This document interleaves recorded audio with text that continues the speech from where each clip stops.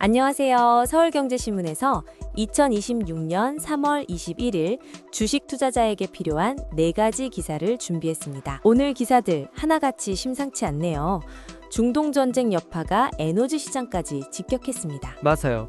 카타르가 이란의 공격을 받으면서 LNG 생산 시설이 큰 타격을 입었는데요. 수출 용량의 17%가 한꺼번에 마비됐습니다. 카타르가 전 세계 LNG 공급량의 20%를 담당하는 나라잖아요. 규모가 어마어마하죠. 그렇습니다. 카타르 에너지 CEO가 직접 밝혔는데 생산 라인 14개 중 2개, 액화 시설 2개 중 1개가 손상됐고요. 복구하는데 3에서 5년이 걸릴 수 있다고 했어요. 그러면서 한국을 포함한 장기 공급 계약에 대해 최대 5년까지 불가항력을 선언할 가능성도 언급했습니다. 불가항력이면 사실상 계약 이행을 못하겠다는 거잖아요. 한국 입장에서는 꽤 심각한 상황 아닌가요? 당장 LNG가 고갈되는 사태까지는 아닐 거라고 정부는 보고 있어요. 카타르산 비중이 전체 수입의 14.9%고 호주나 미국, 말레이시아 등 다른 공급선이 있으니까요. 문제는 가격입니다. 동북아 LNG 지표인 JKM 선물 가격이 전쟁 전에 비해 2배 이상 뛰었거든요. 현물 구매 비중도 늘 수밖에 없을 테니 비용 부담이 더 커지겠네요. 거기에 반도체용 헬륨도 문제예요. 카타르산이 전 세계 헬륨 공급의 30%를 차지하는데 한국은 지난해 헬륨 수입의 65%를 카타르에서 가져왔거든요. 글로벌 신용평가사 피치는 재고가 버틸 수 있는 기간이 6주라고 했습니다. 이런 상황이 환율에도 그대로 반영됐죠.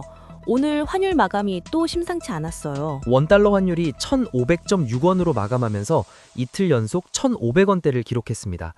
종가 기준으로 이런 상황은 글로벌 금융위기 직후인 2009년 3월 이후 16년 만이에요. 장 초반에는 꽤 내려갔다고 하던데요. 트럼프 대통령이 이스라엘의 추가 공격을 자제하라고 했고 네타냐후 총리도 전쟁이 빨리 끝날 수 있다고 해서 한때 1,487원까지 빠졌어요. 그런데 달러 인덱스가 다시 반등하면서 원화 약세가 이어졌고 외국인이 유가증권 시장에서 2조 6,500억 원 넘게 순매도하며 발목을 잡았습니다. 채권 금리도 올랐죠. 국고채 금리가 전 만기에 걸쳐 일제히 상승했는데요. 3년물이 8.1bp 오른 연 3.41%, 10년물은 연 3.736%를 기록했습니다. 이렇게 출렁이는 장세에서 투자자들은 어떻게 대응해야 할까요? 오늘 미래에셋증권에서 전략을 내놨죠. 박연주 미래에셋증권 리서치센터장이 서울경제신문과 인터뷰했는데요. 핵심 메시지는 변동성이 클수록 실적이 뒷받침된 우량주에 집중하라는 겁니다. 저평가주보다는 이익 성장 가시성 높은 AI 반도체 업종 위주로 포트폴리오를 짜야 한다고 강조했어요. 지금 코스피 영업이익의 상당 부분이 반도체에서 나오고 있으니까요. 맞아요. 코스피 영업이익의 60%가 반도체에서 나오고 나머지도 전력기기 등 AI 관련 업종이라 장기 우상향 흐름이 쉽게 꺾이지 않을 거라는 분석입니다. 다만 미국 이란 전쟁이 트럼프 대통령이 설정한 4에서 5주를 넘어 장기화되면 고유가 리스크가 커진다고 했어요. 투자 방법으로는 핵심 업종의 ETF를 통한 분산 투자를 권했습니다. 그 ETF 얘기가 마지막 기사와도 자연스럽게 이어지네요. 요즘 반도체 관련 ETF 하나가 아주 화제라고요? 이 중에 KB자산 운용의 아라이즈, 삼성전자, SK하이닉스 채권 혼합 50 ETF인데요. 지난달 26일 상장한 지 14영업일 만에 순자산 5천억 원을 돌파했습니다.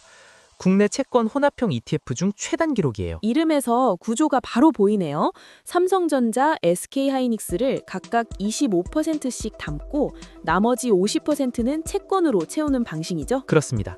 주가가 오를 때는 반도체 두 종목 수익을 절반 수준으로 따라가고 하락할 때는 채권이 손실을 흡수해주는 구조예요.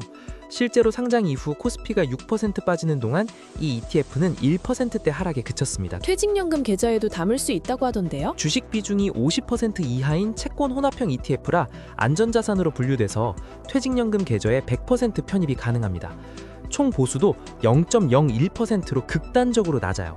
장기적으로 반도체에 투자하고 싶은데 변동성이 걱정되는 분들한테는 고려해 볼 만한 선택지입니다. 오늘 4가지 기사 모두 결국 같은 방향을 가리키고 있네요. 중동 리스크와 환율 불안 속에서 실적 있는 곳을 중심으로 리스크를 관리하며 접근하는 전략이 중요하다는 거죠. 오늘도 도움이 됐으면 좋겠습니다. 감사합니다.